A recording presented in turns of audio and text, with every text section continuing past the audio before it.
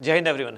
तो बच्चों, जैसा आप जान रहे हैं कि अभी एक बहुत ही भीषण जो भूकंप है, अर्थक्वेक है, टर्की सीरिया इस जगह क्षेत्र में आया है। आप सभी ने न्यूज़ में सुना भी है, देखा भी है। बहुत ही दुखद घटना है, लेकिन ये जो प्राकृतिक आपदा आई है, आज हम इसी के बारे में जानने वाले हैं और चर्चा करने वाले हैं।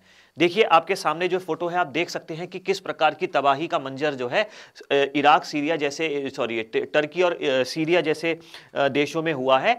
इस प्राकृतिक आपदा ने जितनी तबाही मचाई है, आखिरकार इसका कारण क्या है, उसको जानने का आज हम प्रयास करेंगे। आप देख रहे हैं किस तरह से जो कंक्रीट जो दीवारें हैं, जो घर है, इतने इंपॉर्टेंट पिलर्स, जितनी मजबूती से जो बिल्डिंग्स बनाई जाती है, वो ऐसे तिनकों की तरह कैसे बिखर जाती है। उसके पीछे ऐसी कौन कौन सी शक्तियां हैं, कौन सी फोर्सेस हैं जो ऐसा मंजर जो है मानव के सामने प्रस्तुत कर देती हैं, जहां पर मानव की सारी विज्ञान भी विफल हो जाता है। तो हम इसके बारे में चर्चा करेंगे एक एक करके, ठीक है।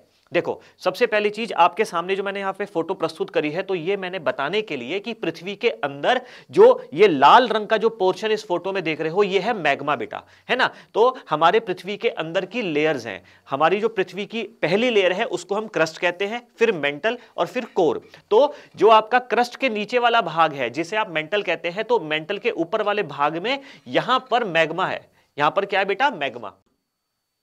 ये आपका जो पोर्शन दिख रहा है ना, ये सब मैग्मा है बेटा, ये सब मैग्मा है, ठीक है। और ये आपके जो दिख रहे हैं व्हाइट रंग से जो एरो बनाए हुए हैं, ये कन्वेक्शन करंट्स हैं। कन्वेक्शन करंट्स क्यों? क्योंकि जो है ये जो मैग्मा है वो गैसेस बना रहा है और उसको ऊपर आने का प्रयास कर रहा है, ठीक है। अब यहां देख रहे हैं कि यहां पर कुछ प्लेट्स, आप ये एरो देख रहे हैं, यहां पर ये कुछ डायरेक्शन दिख रहा है, ये एरो दिख रहा है, इधर ऐसे नीचे जाता हुआ दिख रहा है, और इधर ये वाला इधर डाइवर्ज होता हुआ दिख रहा है ना। यहां पर ये वाली प्लेट ऐसे कन्वर्ज होती हुई दिख रही है। मतलब आप समझ रहे हैं कि यहां पर ये आपका माउंटेन्स हैं, ये देख रहे हो, ये माउंटेन्स हैं, ये ओशन है, ये माउंटेन है, ये कॉन्टिनेंट है। इस डायग्राम को देख करके आपको थोड़ा सा आइडिया लग रहा होगा, मैं आज ये एक्सप्लेन करने वाला हूं, ठीक है। देखो, अभी हम बात करते हैं कि आखिरकार पृथ्वी के अंदर से जो भूकंप आता है, ये कैसे आता है, समझो। हमारी पृथ्वी के अंदर आपने बच्चों, आप बार बार ये शब्द सुनते होंगे, क्या? एपिसेंटर और हाइपोसेंटर या फोकस। आखिरकार ये है क्या? तो इसी को मैं समझा रहा हूं। देखो, हमारी पृथ्वी के 50 किलोमीटर्स या 70 किलोमीटर्स नीचे हम बार बार ये शब्द सुनते हैं कि इसका केंद्र धरती से 50 किलोमीटर नीचे था। तो ध्यान रखना, अर्थक्वेक क्या है? अर्थक्वेक का मतलब होता है ये एक एनर्जी का रिलीज है, एनर्जी का रिलीज होना है। तो पृथ्वी के अंदर से जब एनर्जी रिलीज होती है, tremendous amount of energy is released from the earth, from the inside of the earth. तो पृथ्वी के अंदर से एनर्जी का रिलीज होना, ये जो एनर्जी रिलीज होती है, ये वेव्स की फॉर्म में होती है, ठीक है। तो अब ये पॉइंट आपका जो है, जहां पर पृथ्वी के नीचे ये एनर्जी का विस्फोट हुआ, तो इस एनर्जी के विस्फोट को ही हम कहते हैं फोकस या फिर हाइपोसेंटर। मैंने क्या बोला बेटा? कि पृथ्वी के नीचे 50 किलोमीटर या 70 किलोमीटर या 20-30 किलोमीटर नीचे जहां पर ये विस्फोट हुआ है एनर्जी का, उस पॉइंट को कहेंगे हाइपोसेंटर। और फिर इसी पॉइंट के ऊपर वर्टिकली शॉर्टेस्ट डिस्टेंस, सबसे छोटा डिस्टेंस जो पृथ्वी के सतह पर होगा, ये वाला जो डिस्टेंस है, देखो ये देख रहे हो ना, ये वाला डिस्टेंस, ये शॉर्टेस्ट डिस्टेंस है सतह पर। इंपॉर्टेंट पॉइंट क्या है? सरफेस। इसको हम कहते हैं एपिसेंटर। मैंने आपको क्या बोला कि पृथ्वी के जो नीचे है, पृथ्वी के अंदर जहां से एनर्जी का विस्फोट हुआ, वो बेटा हाइपोसेंटर, और इसी हाइपोसेंटर के वर्टिकली ऊपर जो पॉइंट आता है सरफेस पर, उसे कहते हैं एपिसेंटर। ये दो शब्द समझ में आए। अब आखिरकार ये वर्ड लिखा है फॉल्ट, ये फॉल्ट किया है, ये भी जानने का हम प्रयास करेंगे, ठीक है।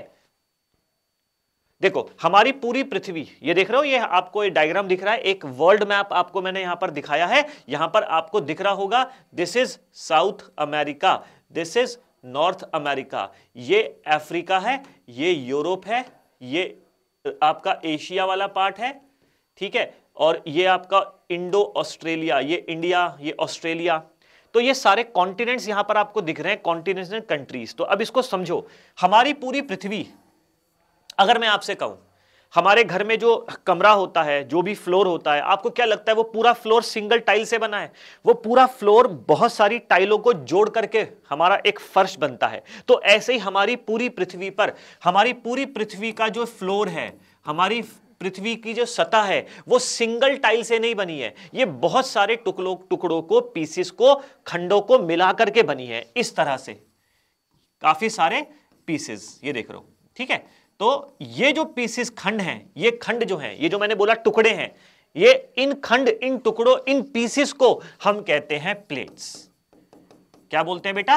प्लेट्स, ठीक है। प्लेट टेक्टोनिक थ्योरी में अलग से बताऊंगा कि ये प्लेट वर्ड किसने दिया था, किसने प्लेट टेक्टोनिक थ्योरी दी थी, उसको एक्सप्लेन किसने किया था, वो हैरी हर्स, मॉर्गन, ये हम बाद में पढ़ेंगे। तो ये जो खंड है उसको मैंने यहां दर्शाने की कोशिश करी है कि आप यहां देख रहे हैं, ये बाउंड्रीज देख रहे हैं बेटा, ये बाउंड्रीज देख रहे हो आप, ये बाउंड्रीज, तो ये आपका पूरा एक टेक्टोनिक प्लेट है। फिर दूसरी टेक्टोनिक प्लेट ये आपकी आ गई, ये टेक्टोनिक प्लेट, इसी में बीच बीच में छोटी छोटी प्लेट्स बनी हुई हैं, बीच बीच में ये छोटी छोटी प्लेट्स बनी है। देखो ये छोटी सी प्लेट है, एक ये प्लेट हो गई, एक ये प्लेट हो गई छोटी छोटी, बड़ी बड़ी प्लेट देख रहे हो, ये वाली African plate, Indo Australian plate, देख रहे हो। तो ये जो प्लेट्स है ना, आप ऐसा मानकर चलो कि आप खुद सोचो, आपने एक पतीला लिया, पतीले में थोड़ा पानी है, ठीक है, आपने उसको गैस में रख दिया, पतीले के ऊपर आपने एक प्लेट ढक दी, नीचे से गैस जला दी। अब जब टेम्परेचर बढ़ेगा, पानी उबलेगा, पानी उबलेगा तो गैस भी बनेगी, स्टीम बनेगी। वो स्टीम क्या करेगी? उस पतीले के ऊपर रखी हुई प्लेट को पुश करने का प्रयास करेगी। तो यही आप समझो कि हमारी जो, देखो आप मानो ये जो आपका पोर्शन में रेड कर रहा हूं, ये वो प्लेट्स है, ये क्या है? ये प्लेट्स हैं। इस प्लेट के नीचे जो रेड वाला पार्ट है ये गैस है, ये गैस इन प्लेट्स को क्या कर रही है? पुश कर रही है। आप समझ रहे हो? ये इन प्लेट्स को क्या कर रही है? पुश कर रही है, ठीक है। तो दीज टेक्टोनिक प्लेट्स ये एक प्रकार से मेंटल के ऊपर तैर रही हैं, जेली की तरह। एक जेली के ऊपर हमने प्लेट रख दी तो ये फ्लोट कर रही हैं। आप एक और उदाहरण से समझो, आप एक संतरा लो, संतरे के छिलक को आप निकालो, ठीक है, संतरे के छिलके को तोड़ करके आप उसको वापस उसके ऊपर जो है ऐसे ही रख दो, तो जो टुकड़े हैं संतरे के, जो छिलके के जो टुकड़े हैं आपके आपस में, है ना, तो वो क्रस्ट है हमारा, और उनके बीच की जो बाउंड्री है, ये बाउंड्री एक दूसरे के ऊपर ओवरलैप्ड है, एक दूसरे पर क्या है? ये ओवरलैप्ड है। तो जो कुछ क्रस्ट तो ऐसा है जो ज्यादा डेंस है तो वो नीचे जाएगा, जो कम डेंस है वो ऊपर रहेगा। तो कहीं कहीं पर क्या होता है, ये टेक्टोनिक प्लेट्स जो है, ये जो प्लेट्स है, इनके बीच में, इन टेक्टोनिक प्लेट्स के बीच में तीन तरह की बाउंड्रीज हैं। तीन तरह की क्या है बेटा? बाउंड्रीज हैं। तीन तरह की बाउंड्रीज हैं। उन बाउंड्रीज को भी मैं आपको दिखा देता हूं। देखो यह है आपकी ट्रांसफॉर्म बाउंड्री। पहली बाउंड्री क्या है? ट्रांसफॉर्म। देख रहे हो, ये ट्रांसफॉर्म बाउंड्री, एक प्लेट इधर जा रही है, एक प्लेट इधर जा रही है, तो ट्रांसफॉर्म का मतलब हो गया स्लाइड कर रही है यहां पर। दूसरी बाउंड्री कौन सी है? ये देखो, ये आपकी है कन्वर्जेंट बाउंड्री। कन्वर्जेंट का मतलब होता है ये दोनों एक दूसरे के नजदीक आ रही है। तो हो सकता है कि कोई बाउंड्री दूसरी बाउंड्री को, ये नीचे की तरफ जा रही होगी, ये इसकी तरफ ऐसे प्रेस कर रही होगी, तो ये नीचे की तरफ जा रही है और ये इसके ऊपर ऐसे प्रेस कर रही है, तो ये कन्वर्ज हो रही है आपस में। एक और बाउंड्री है, देखो ये आपकी डाइवर्जेंट बाउंड्री है। देख रहे हो, ये दोनों एक दूसरे से दूर जा रही है। तो तीन तरह की बाउंड्रीज मैंने यहां पर दर्शाई हैं। ये तीन तरह की बाउंड्रीज किसके बीच में होती है? टेक्टोनिक प्लेट्स के बीच में होती है, ठीक है। अच्छा, अब हम बात करते हैं कि जो फोर्स है, ये जो बाउंड्रीज हैं, इस पर लगने वाली जो फोर्स है वो क्या करेगी? देखो, ये है प्री स्ट्रेस स्टेट, यानी कि अगर मानो किसी प्लेट के ऊपर कोई दबाव नहीं है तो ये ऐसी है। जैसे ही दबाव लगना शुरू हुआ, एक प्लेट इधर जा रही, एक प्लेट इधर जा रही, तो इनके बीच में यहां से क्या हो जाएगा?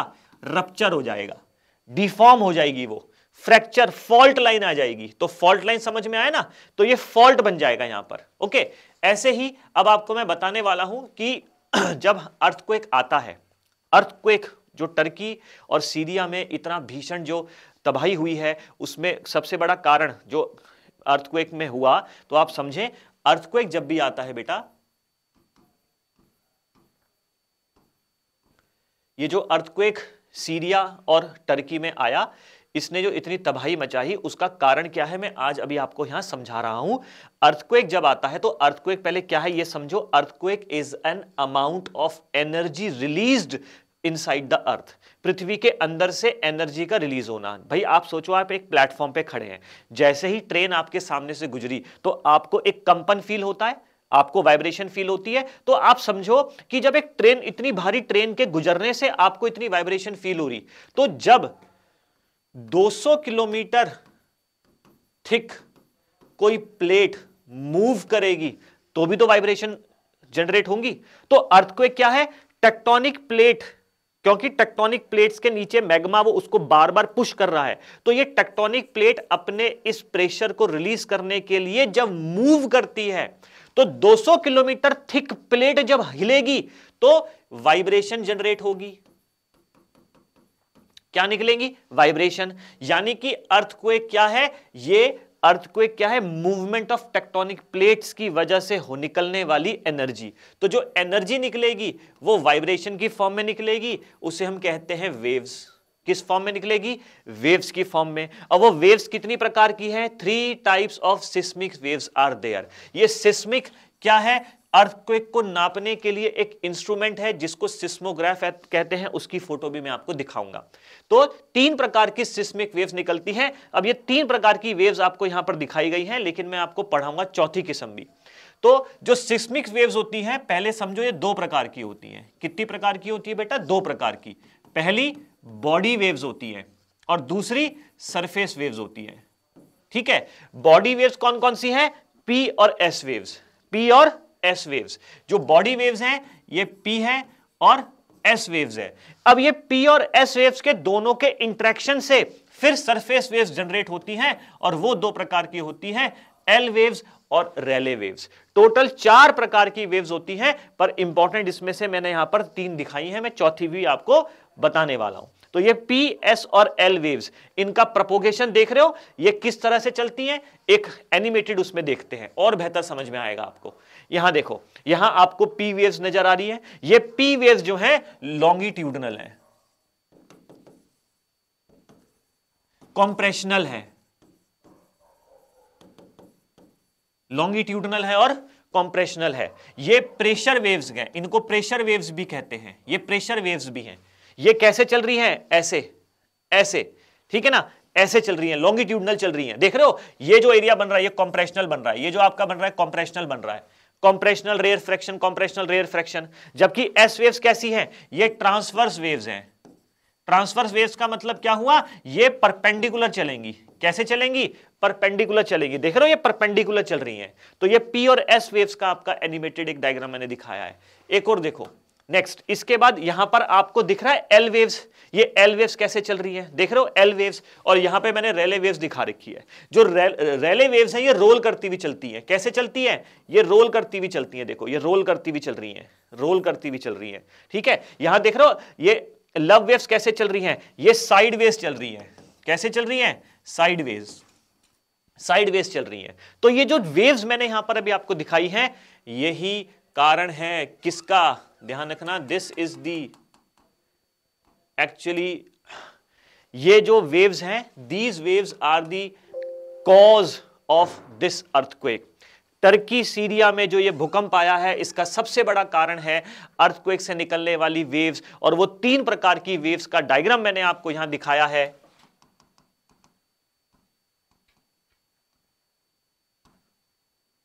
देखो, तो 3 तरह की जो वेव्स अर्थक्वेक की वजह से निकलती है, उसमें एक है प्राइमरी वेव्स, एक है सेकेंडरी वेव्स। उन दोनों का आप एनिमेशन देख रहे हो कि पी वेव्स कैसे चल रही हैं, एस वेव्स कैसे चल रही हैं, और फाइनली जो एल वेव्स हैं और रेले वेव्स हैं, उसका भी डायग्राम आपको यहां दिख रहा है। अब आप सोचो कि अगर किसी प्लेटफॉर्म पे एक बिल्डिंग है, ये बिल्डिंग अगर ऐसे हिलाई जाए, ऐसे हिलाई जाए और ऐसे हिलाई जाए, तो उस बिल्डिंग का क्या होगा? तो इतनी जो तबाही सीरिया और टर्की में हुई है, उसका कारण अब आपको समझ में आ रहा है कि ये जो तरंगे हैं, ये तरंगे किसी भी सतह को, क्योंकि उसमें खास करके जो रेले वेव्स और लव वेव्स हैं, ये कौन सी वेव्स हैं?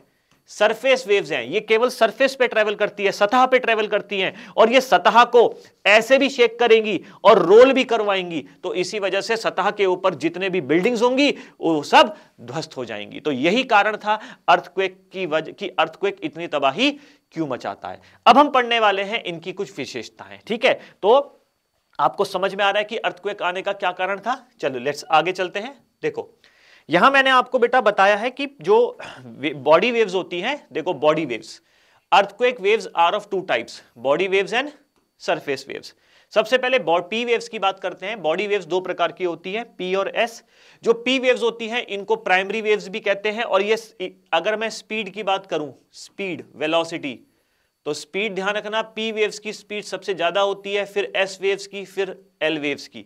लेकिन अगर मैं मैग्नीट्यूड की बात करूं तो बेटा मैग्नीट्यूड में आप ध्यान रखेंगे, मैग्नीट्यूड में पी वेव सबसे कम मैग्नीट्यूड की, एस वेव्स थोड़ी ज्यादा, और एल वेव्स का मैग्नीट्यूड सबसे ज्यादा होता है। ठीक है। अर्थक्वेक को जब नापा जाता है तो अर्थक्वेक को नापने के लिए दो यूनिट्स होती हैं, एक है रिक्टर स्केल और एक है मर्सली स्केल। रिक्टर स्केल का मतलब होता है जब हम किसी अर्थक्वेक के मैग्नीट्यूड को नापते हैं। किसको नापते हैं बेटा? मैग्नीट्यूड को नापते हैं। तो अर्थक्वेक का जो मैग्नीट्यूड में नापा जाता है, मापन होता है, वो रिक्टर स्केल में होता है। लेकिन अर्थक्वेक की जो इंटेंसिटी नापी जाती है, ठीक है, यानी कि उसने कितनी तबाही मचाई, तो वो इंटेंसिटी मर्सली स्केल में नापी जाती है। तो अर्थक्वेक को नापने के लिए दो इकाइयां होती हैं, एक रिक्टर स्केल, एक मर्सली स्केल। रिक्टर स्केल मैग्नीट्यूड और मर्सली स्केल इंटेंसिटी नापने के लिए। और अर्थक्वेक को नापने के लिए एक सिस्मोग्राफ एक इंस्ट्रूमेंट है, उसका डायग्राम भी आपको मैं दिखा देता हूं। This is the diagram of seismograph. देख रहे हो, ये वो डायग्राम है सिस्मोग्राफ का जिसमें ये अर्थक्वेक नापा जाता है। तो उसमें सबसे पहले पी वेव्स रिकॉर्ड की जाएंगी, फिर एस वेव्स रिकॉर्ड की जाएंगी, और उसके बाद एल वेव्स रिकॉर्ड की जाएंगी। क्योंकि प्राइमरी वेव सबसे ज्यादा तेज ट्रेवल करती है, तो पहले पी वेव्स आएंगी, फिर एस वेव्स आएंगी, फिर एल वेव्स आएंगी, उसमें रजिस्टर होंगी। समझ में आया? चलिए वापस देखते हैं। जो पी वेव्स हैं इनके सारे मैंने कैरेक्टर्स यहां पर लिखे हुए हैं, आप इसको पढ़ सकते हैं। ऐसे ही मैंने यहां पर एस वेव्स के इंपॉर्टेंट फीचर्स यहां पर लिख दिए हैं। देखिए लिखे ना मैंने कि ये सेकेंडरी वेव्स हैं, परपेंडिकुलर ट्रेवल करती हैं, ये ट्रांसवर्स या शेयर वेव्स भी हैं, इजंट इट? तो ये कैरेक्टरिस्टिक्स आप देख सकते हैं। लव वेव्स, सरफेस वेव्स, ये साइड टू साइड चलती हैं। कैसे चलती है? Side to side. जबकि रैले वेव्स कैसे चलती हैं? रोल करती हुई चलती हैं, जैसे कि कोई लेक या समुद्र में पानी रोल कर रहा हो। ठीक है ना? तो ये तो मैंने प्रॉपर्टीज यहां पर आपके सामने दर्शा दी हैं। आपको कुछ भी मैटर बाहर जाने की जरूरत नहीं पड़ेगी। अच्छा, अब देखो अर्थक्वेक जो प्रोन एरिया है, अब आप देखें कि यहां पर ये जो डॉट्स बने हुए हैं, ये दर्शाने के लिए अर्थक्वेक का डिस्ट्रीब्यूशन तीन प्रकार से है। एक है बेटा पैसिफिक के आसपास, पैसिफिक के आसपास हम कहते हैं सरकम पैसिफिक। क्या कहते हैं? सरकम पैसिफिक। दूसरा आपका आता है मिड कॉन्टिनेंटल, और तीसरा आपका आता है मिड एटलांटिक। तीन तरह से डिस्ट्रीब्यूशन है अर्थक्वेक का। कैसे? आप देख रहे हो, सबसे पहले तो प्रशांत महासागर की बाउंड्री पर, यह प्रशांत महासागर की बाउंड्री है। This is the boundary of प्रशांत महासागर। ये वाली बाउंड्री देख रहे हो ना, ये सब बाउंड्री प्रशांत महासागर की बाउंड्री है।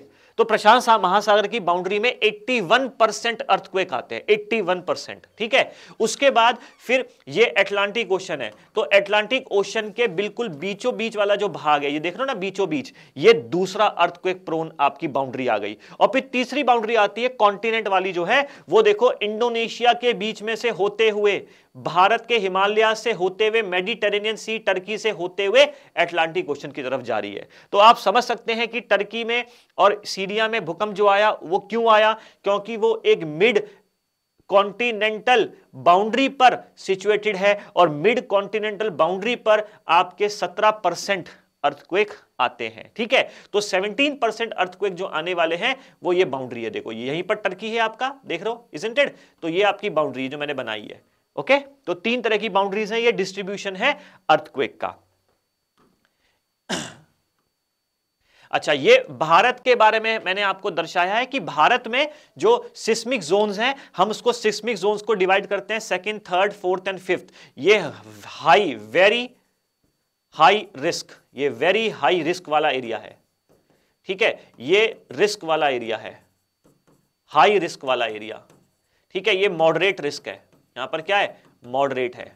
इस तरह से इसको क्लासिफाई किया जाता है। तो हाईली रिस्क वाला जोन देख रहे हो ना आप, ये वेरी हाई रिस्क जोन है, ये सारा, ये सब वेरी हाई रिस्क जोन है। ओके। और उसके बाद फिर जो आपका हल्का सा ये आपको दिख रहा है, ये वाला हाई रिस्क जोन है, ये हाई रिस्क जोन में आ गया। और फिर पीला वाला ये मॉडरेट वाला पोर्शन में आ गया। ठीक है। तो यहां पर मैंने सिस्मिक जोन्स बनाए हैं, और आप ध्यान रखें ऐसा क्यों है कि कभी कभी आपने सुना होगा कि अर्थक्वेक जो है हर जगह एक जैसा नहीं आता। नॉर्थ, मानो साउथ दिल्ली में अर्थक्वेक के झटके महसूस हुए, नॉर्थ दिल्ली में नहीं हुए, ऐसा क्यों? तो उसका कारण क्या है कि जो पी वेव्स और एस वेव्स जब आपस में इंटरेक्ट करती हैं, उसका कारण क्या है बेटा? जब P और S वेव्स आपस में इंटरेक्ट करती हैं तो इंटरेक्ट करने के बाद देखा जाता है कि वो इंटरेक्ट करके पहुंची कहां पर। तब दोनों जब आपस में टकराएंगी तो उसके टकराव से फिर तीसरी किस्म की वेव्स जनरेट होती हैं, उन्हें कहते हैं सरफेस वेव्स। क्या बोलते हैं?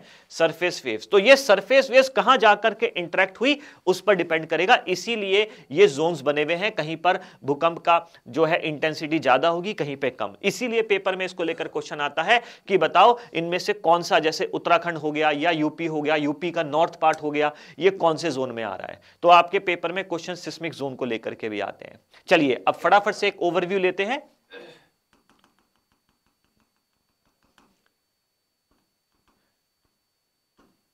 तो मैंने आपको बताया ये टर्की और सीरिया में जो इतनी तबाही अर्थक्वेक ने बचाई इस प्राकृतिक आपदा में, इस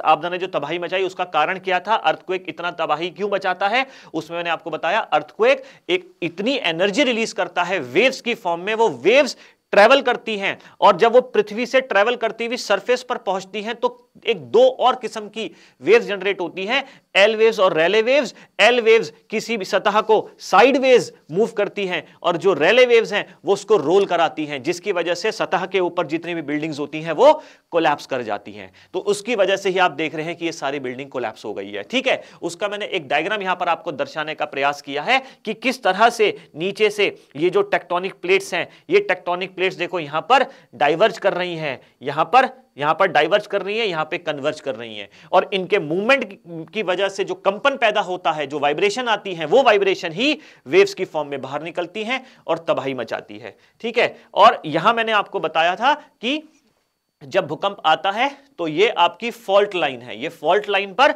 ये हाइपोसेंटर और ये epicentre. And then I have told you about tectonic plates. ये जो है ये पृथ्वी के ऊपर जो फ्लोर है ये एक सिंगल पीस नहीं है, ये बहुत सारे टुकड़ों से मिलकर बना है। नासा के मुताबिक 100 से ज्यादा टेक्टोनिक प्लेट्स हैं। ठीक है, तो ये टेक्टोनिक प्लेट्स जो हैं कुछ बड़ी हैं कुछ छोटी हैं। बड़ी प्लेट्स जैसे North American, South American, African, Eurasian, Indo Australian, Antarctican, ये आपकी बड़ी बड़ी प्लेटें हैं। छोटी छोटी प्लेटें कौन सी हैं? जैसे देखो ये आप देख रहे हो जुआन दी फ्यूका, नाजका प्लेट हो गया, प्लेट स्कॉशिया हो गया, कैरिबियन प्लेट आपका यहां पर कैरिबियन प्लेट हो गया, है ना। ये छोटी छोटी प्लेट्स हैं आपकी। फिर आपको मैंने बताया यहां पर 3 तरह की बाउंड्री टेक्टोनिक प्लेट्स के बीच में होती है। ये आपकी ट्रांसफॉर्म बाउंड्री जो स्लाइड कर रही है, फिर एक आपकी ये कन्वर्जेंट जो पास आ रही है, और फिर एक डाइवर्जेंट जो दूर जा रही है। इन्हीं वजह से, इसकी वजह से क्या होता है, देखो ये स्ट्रक्चर मैंने बनाया कि कैसे सतह के ऊपर डिफॉर्मेशन फॉल्ट लाइन बनेगी। और उसके बाद मैंने आपको यहां बताया कि 3 तरह की वेव्स जनरेट हो रही हैं और तीनों के कैरेक्टरिस्टिक्स के मैंने एक एनिमेटेड वीडियो के द्वारा आपको यहां पर दर्शाए हैं। तो मैंने कोशिश करी है कि बहुत छोटे रूप में आपको समझा पाऊं कि अर्थक्वेक की आने का कारण क्या है और उससे क्या तरंगें निकलती है और उनका क्या फीचर और क्या उसके कैरेक्टरिस्टिक्स हैं। ठीक है ना। अगर आप चाहते हैं कि इसको प्रॉपर अच्छी तरीके से समझना बिल्कुल विस्तार पूर्वक, तो बेटा क्लासेस ज्वाइन करनी पड़ेंगी। ऑफलाइन क्लास में आपको और बेहतर समझ में आएगा। ऑनलाइन क्लास में सिर्फ इसी चीज का आपको फायदा हो जाता है कि घर बैठे बैठे आप इसको थोड़ा सा देख सकते हैं, लेकिन बहुत शॉर्ट, बहुत कम टाइम पीरियड होता है। ठीक है ना। जब आप मेरे से इंटरेक्शन करेंगे तो आपको ज्यादा समझ में आएगा और वो ऑफलाइन में ही पॉसिबल है। ठीक है, चलिए मैं समझता हूं कि आपको चीजें समझ में आई होंगी। टिल देन जय हिंद, जय भारत। अगली क्लास के लिए मैं आपका फिर वेट करूंगा।